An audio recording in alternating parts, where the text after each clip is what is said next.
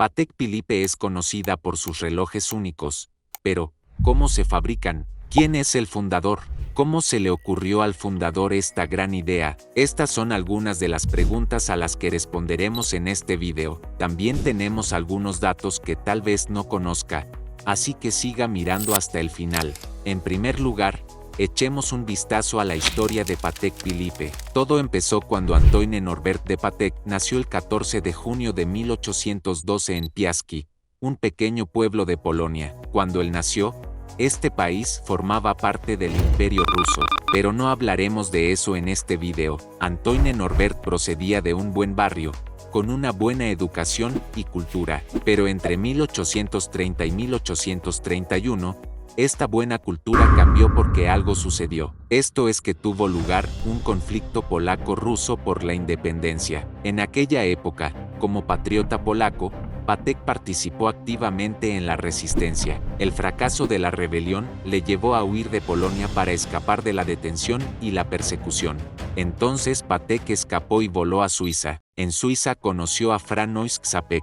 Franois Czapek era un experto relojero polaco. Poco después de conocerse, fundaron la empresa Patek Czapek en Ginebra en 1839. Y aquí empezó el negocio, o, mejor dicho, el principio de la carrera de Patek. Pero ahora estará pensando, ¿eso es todo? No, no es todo. Esto porque no se detuvo aquí. La carrera de Patek no había hecho más que empezar. Patek sabía que la rama de la relojería le interesaba y buscaba nuevas innovaciones en el mercado. En 1845, Adrien Philippe conoció a Patek y le mostró su nuevo invento. Ahora estará pensando, ¿qué tiene Adrien de nuevo invento y por qué no lo tiene nadie?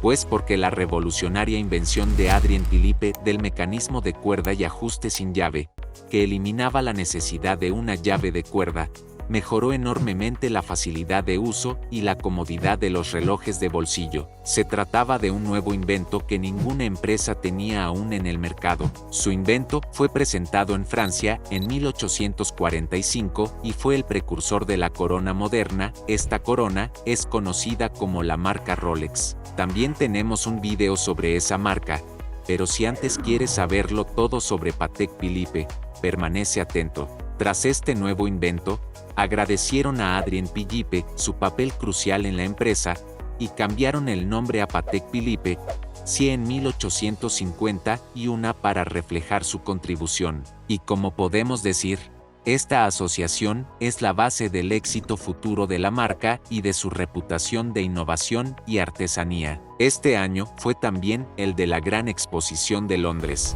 también conocida como la Exposición del Palacio de Cristal. Fue la exposición mundial más importante del siglo XIX. Como ya he dicho, tuvo lugar en el Hyde Park de Londres. Patek Philippe asistió a esta exposición y recibió mucha atención por la precisión y la artesanía de sus relojes. Ganar premios o reconocimientos en un evento tan prestigioso era un signo de distinción, ya que demostraba que los relojes Patek Philippe no solo tenían un diseño precioso, sino que también eran muy precisos y fiables. Pero ganar premios no solo refuerza su imagen, sino que también hace que los propietarios aprecien sus relojes y se sientan motivados para fabricar más relojes de precisión.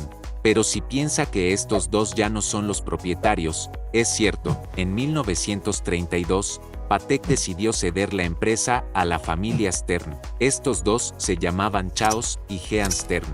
Este fue un momento crucial en la historia de Patek Philippe. Los Stern ya tenían éxito en la industria relojera, por lo que no era algo nuevo para ellos. Charles y Jean Stern, que ahora formaban parte de una empresa familiar, mantuvieron la estructura de propiedad familiar de Patek Philippe. Esta conexión familiar creó una sensación de estabilidad y compromiso con la marca, que fue crucial en tiempos de incertidumbre económica, como los desafíos de la Segunda Guerra Mundial y la crisis del cuarzo en la década de 1970. Tenemos más información, pero haremos una parte 2 sobre esto. Si quieres verla, suscríbete a mi canal para estar al tanto. Tenemos algunas cosas importantes que debes recordar mientras hablamos de esto ahora. En este video hemos hablado de varias cosas, como por ejemplo de cómo Antoine fundó su empresa y cómo se convirtió en una de las empresas con más éxito del sector de la relojería. Pero también hablamos de lo importante que es aportar algo nuevo al mercado,